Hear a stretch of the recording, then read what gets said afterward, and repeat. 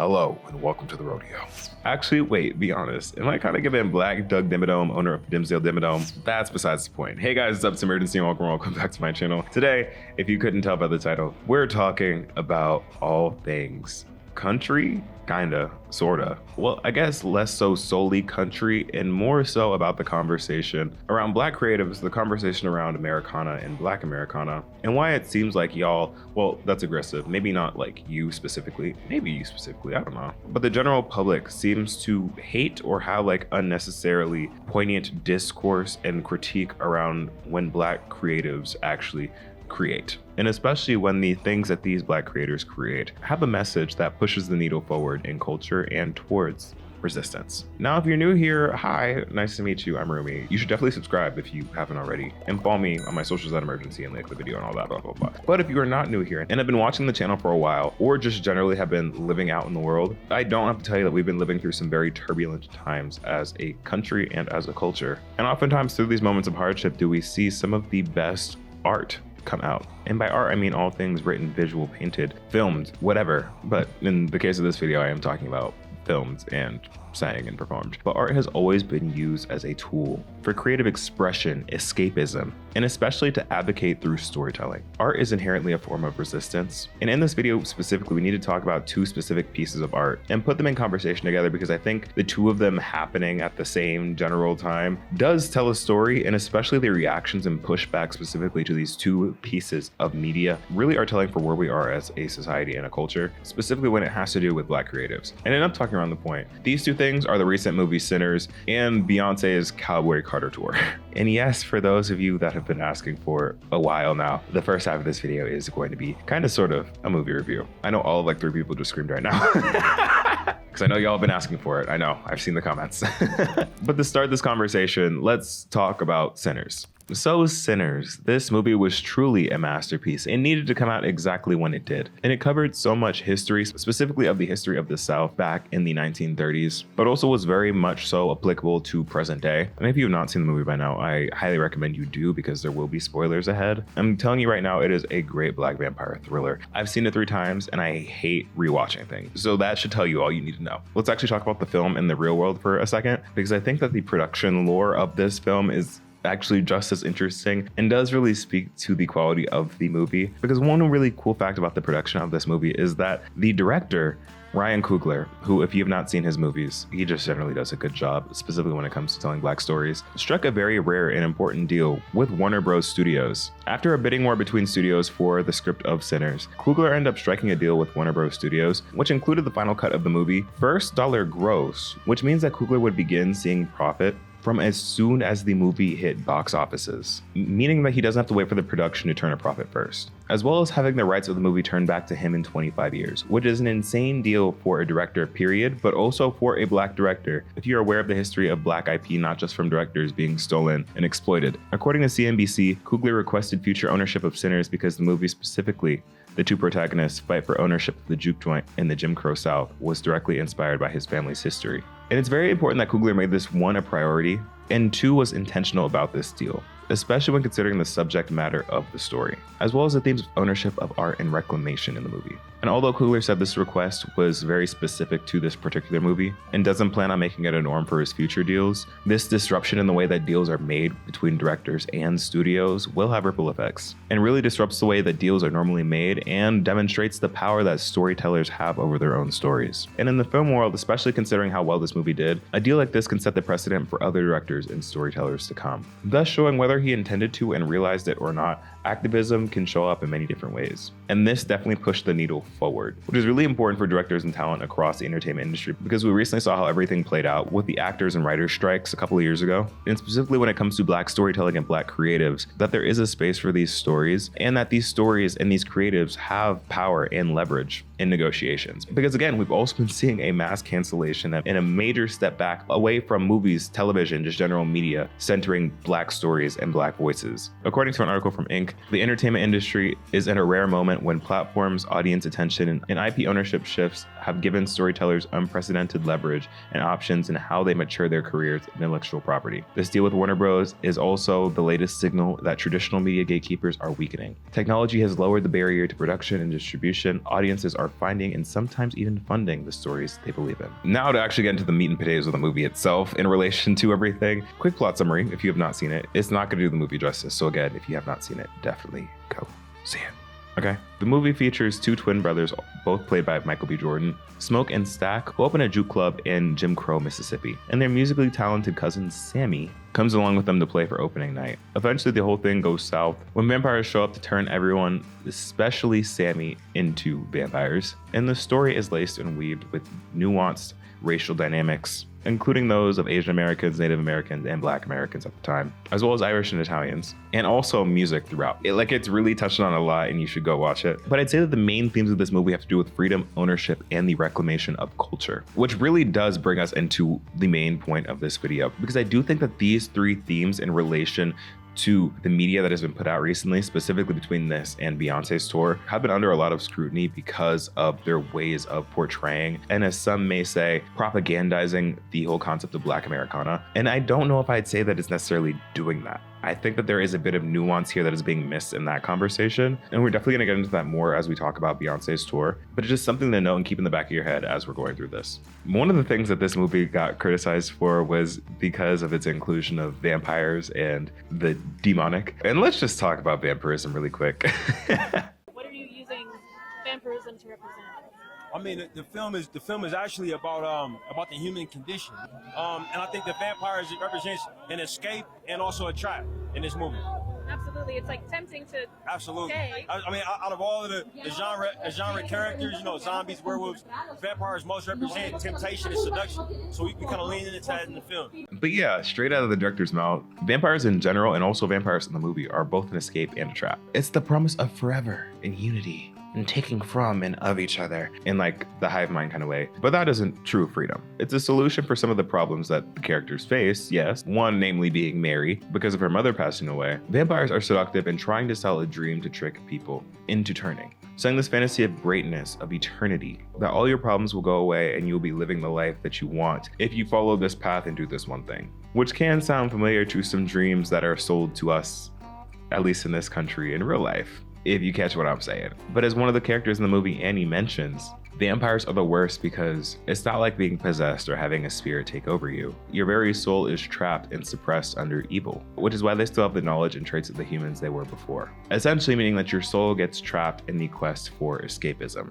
Vampires are also just like leeches, and in the case of this movie, are essentially culture vultures. They are culturally colonizing everyone that they turn. There's a point in the movie where Remick, the main vampire, says that one of the benefits of him turning people is that he gets all of their memories, all of their thoughts, and they share them all because he wanted to connect to something in his past. It's the reason why he was able to speak Chinese after turning Bo. And also on the interpretation of culture vulture, the song that the vampires sing at first, pick poor robbing clean or whatever, the song is a story about being a culture vulture. The actual song comes from that era of the 1930s, but it's essentially talking about the desperation that one will go to do whatever it takes to survive, to satiate that hunger, like picking poor Robin clean so you could survive. And also another fun fact about the movie, it's really interesting that he chose that song and that they sang that song, because it's speculated that they chose to sing that song because that song was really popular, because they knew that that's a song that most Black people would know in that era. And the way that they even sing it versus if you've heard any actual rendition of someone singing that song, it's just inherently soulless in comparison to the original version, thus showing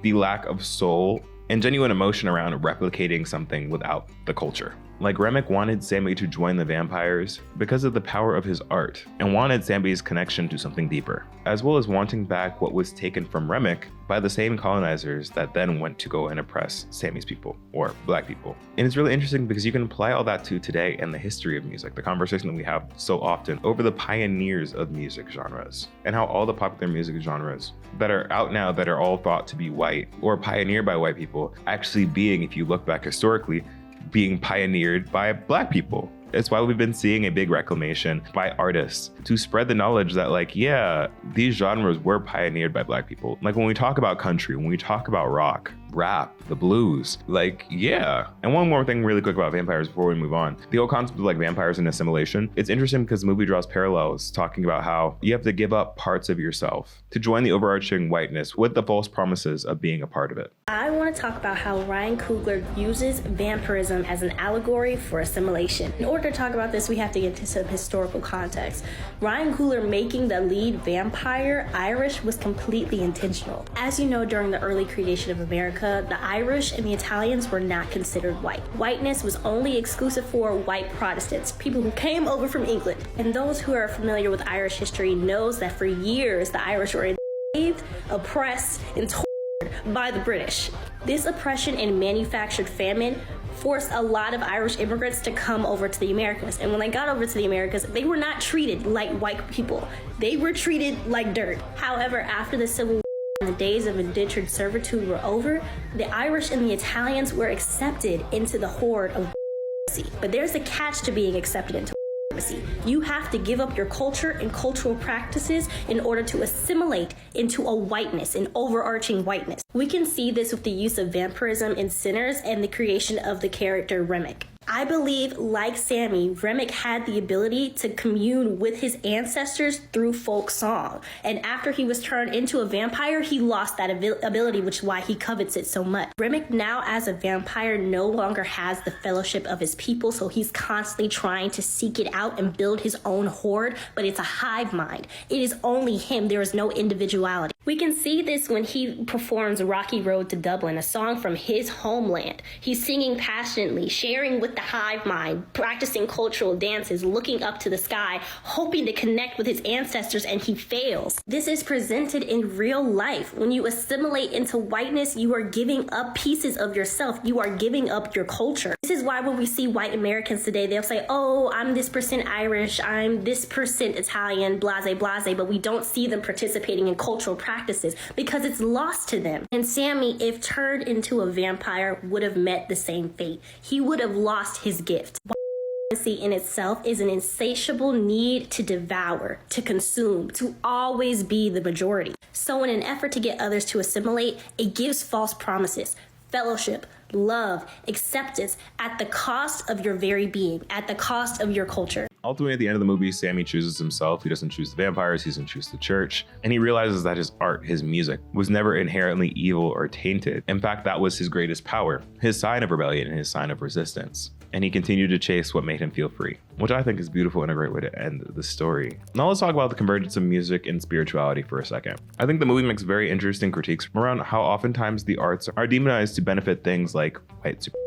Because at the beginning of the movie, we're shown these ancient paintings of people claimed to be historians, storytellers, and musicians in respectively Irish, Indigenous, and in West African culture. Going further to explain that these storytellers actually played crucial roles in their cultures and were thought to have spiritual connections and could call upon these spirits through their art. And with that said, in the movie, Sammy, based on how things played out, and specifically that scene where he was playing his guitar and all of these spirits from the past came and were dancing together, could be seen to be one of those people. And it's also this performance that calls Remick and the other vampires to them. And there's a line in the movie said by Delta Slim that says, like, Christianity is them, the blues is us. Sammy's father in the movie calls the blues devil's music, which are similar sentiments that can be seen today in real life in ethnic religious communities. That being that the things that bring you closer to your ancestors, spirits, and cultural community, like things like music, or in the movie Anna's Hoodoo, are demonized when that's not necessarily the case, which brings about the conversation, the historical cultural implications of religion in ethnic communities, and how oftentimes that specific version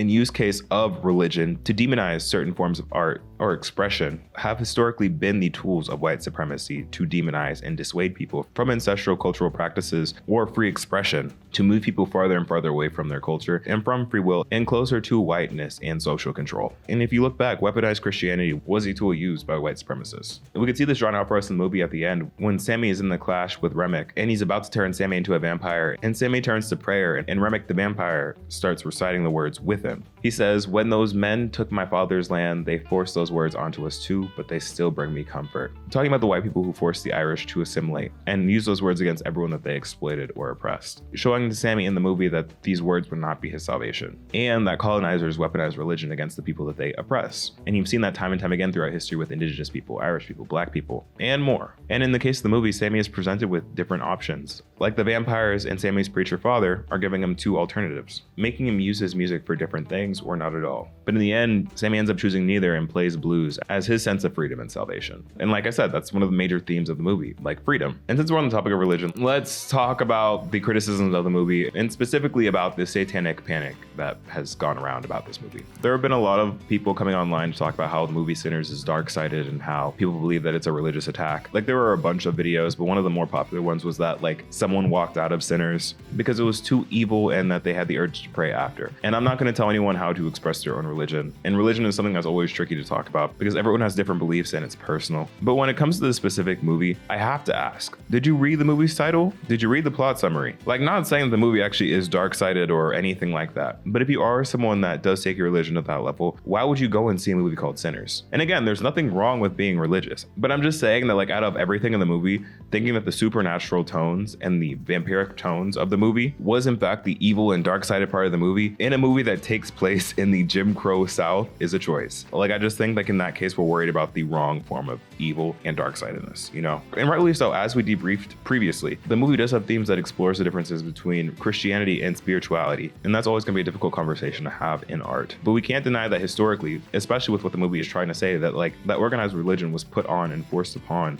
different communities throughout history, and that weaponizing a religion was a tool of white supremacy to get people to conform. And of course, not to say that this is all religion, but we've seen this happen time and time again throughout history, and even today if you look at different parts of the world. But I'll leave that at that. I just wanted to talk about that for a second. But all in all, I feel like this film really did capture the intentionality and the nuances of the Jim Crow South very well, as well as the themes of music, spirituality, religion, and freedom, as well as Black liberation, in a way that I don't think that we've seen before. Like, do we see why it's important for Coogler to eventually have his ownership back of this movie? Like, as a Black creative, a Black director himself, it's important for him to have ownership over a story like this. And I think that the way that Coogler uses this movie to tell the themes of Blackness, and specifically Black Americana, are really important historically and also culturally. Moving from one controversial example of art as resistance to another, let's talk about the Beyonce Cowboy Carter tour, because there have been a lot of think pieces about this album, and especially for the tour that has started recently, about its rollout, its very present and prominent American iconography, and most recently the visuals and set lists of the tour. Now, Cowboy Carter the album is a concept album, and Beyonce herself sees the album as a journey through a reinvention of Americana, spotlighting the overlooked contributions of Black pioneers to American musical and cultural history. And when the album initially dropped, and all of the visuals, that being not many, the photo shoots and such, came out around this album, and specifically when the Beyonce Bowl happened, and Beyonce performed the album for the first time on Christmas, a lot of the conversations around like Beyonce being an American propagandist started flourishing online, because at that time, and historically, America had not and has not been seen as the most fair and just place, and a representation of the people's wants and needs, with oftentimes, especially nowadays, the heavy American imagery, the American flag of it all being seen as a symbol of one side of America rather than the other. And I know we usually get into it on this channel, but I'll leave it very broad at that for right now. And these critiques heightened even more so once Beyonce started her Cowboy Carter tour, namely because of the opening sequence of the tour. The big screen that you see when you first walk in before the show even starts is a big American flag, and one of the first songs that she starts off singing is what seems to be the American national anthem. And if you just see it and leave it at that, it can be seen as like American propaganda, like, oh, go America, we're so great, blah, blah, blah. But I think a lot of these critiques are missing the nuance in one, Beyonce is doing, and two, the whole concept of Black Americana itself. In my opinion, the tour and the album are the video and audio representation to a cultural critique and of American culture, both in country music and to the general Black experience. Because when we want to talk about her singing the American anthem, the national anthem, she's singing Jimi Hendrix's version, which if you're unfamiliar, Jimi Hendrix sang that version of the Star Spangled Banner at Woodstock, which was seen as a turning point in the counterculture movement of that time. At the time of Hendrix singing that version, it was meant to be a protest of the war happening in Vietnam at the time, with it both embodying the hope and the fear of a nation grappling with conflict, which while the scene is different from the times back then, a lot of the themes of hope and fear around the nation at conflict are the same nowadays. years. And the fact that she follows it up with her song Freedom and talking about the contrast between the concepts of freedom in the traditional American sense versus like what the reality is for a lot of Black America, while also calling for perseverance, solidarity, and resilience from specifically Black Americans to resist and to stand up. And I think that this is sort of the cornerstone of the conversation. It's not that this tour and that this album is meant to promote or propagandize the American dream in the traditional sense. No, there's a difference between representation in the Black American experience and the just general traditional American experience. And to me, it feels like the whole point is to exemplify that and to show how culturally the experiences are so different and coming from different places. Whereas American culture is based on colonialization, oppression, and exploitation, the Black American experience is the experience of the oppressed. It's of resilience. It's of the ingenuity, the creativity, and the audacity to find and spread those pockets of joy, and somehow finding the ability to thrive in spite of the oppression, in spite of the exploitation and violence that this country has built itself off the backs of. And I think that that has a space to be celebrated. And I think that as a creative, and especially as a Black creative, it's even more important when your art has a message like that and is trying to convey a message of resistance, because that's essentially what it is. It's a resistance to what is going on right now and what has been going on historically throughout this country. This album was made partially out of spite because the country music industry would not acknowledge Beyonce for putting out a country song because she wasn't country enough. So she released a whole country album to one, reclaim and spread knowledge around the Black pioneers of the genre, and also to highlight and platform current Black country artists, because it's the same as centers with blues music. Like, Black people belong in these genres because they pioneered it. They are some of the originators of these genres, but throughout time have been pushed further and further out and descended from the conversation to the point where a lot of people think that blues and country are white people music. Like, and I went to the tour and saw it for myself, and I think one of the things that really stood out to me, like, she had so many visuals, but one visual that was really impactful was this one frame where she has the text that says, "Never ask permission for something that belongs to you." And I think that that is so impactful and so real, because I think that that can mean so many things, especially now, with the you being you, but also the people, also the culture, and also the government. Like, it's multifaceted in the sense that, as we talked about, in country music, the world of country made Beyonce feel like she had to ask permission to make country music and to be considered in the world of country. And oftentimes now, a lot of non-white country artists have to be allowed into these spaces and are treated like guests to a space that was originally pioneered by them. Like, I think back to when Lil Nas X debuted with Old Town Road, where everyone was initially really shocked because he was a Black man making country music, and that hadn't been mainstream or popular in forever. And they were treating him as this anomaly and a true guest in the industry. And I remember he didn't really have legitimacy in the country space until Billy Ray Cyrus hopped on his song and really gave him legitimacy to get some awards and recognition in the country music industry, which is insane.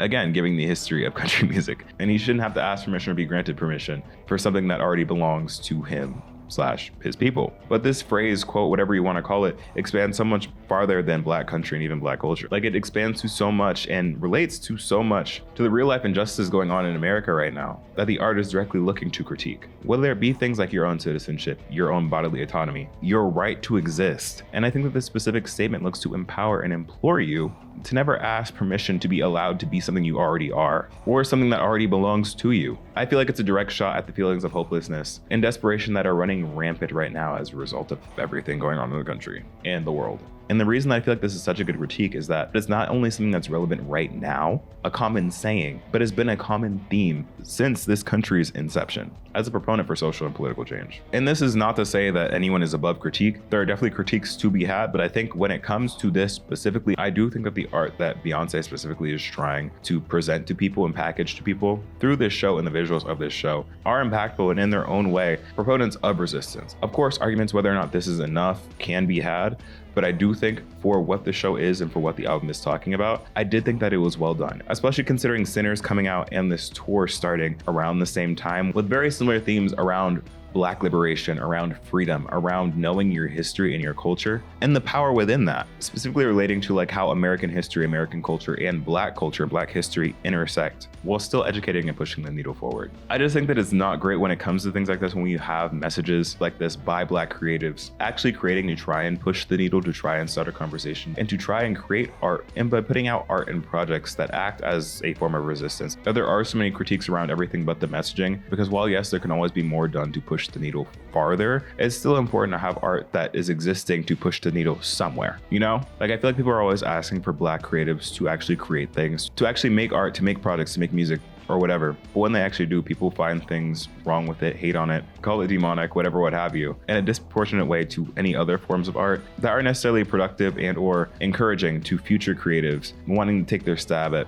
putting their stuff out into the zeitgeist to then push the needle even farther. So I think that there is a conversation to be had around that, but that might be a video for a different day. For right now, I will leave us at that. But now I want to turn the mic over to you. What did you think about Sinners? What do you think about the Cowboy Carter tour if you've seen it or have seen clips or have heard the album? I'd love to hear all your thoughts down in the comment section below. Again, if you're new, then definitely subscribe, leave a like on this video, and follow me on my socials at Imurgency on Instagram, TikTok, and Twitter. Other than that, y'all, I've been Imurgency, and I will see you in the next video. Peace.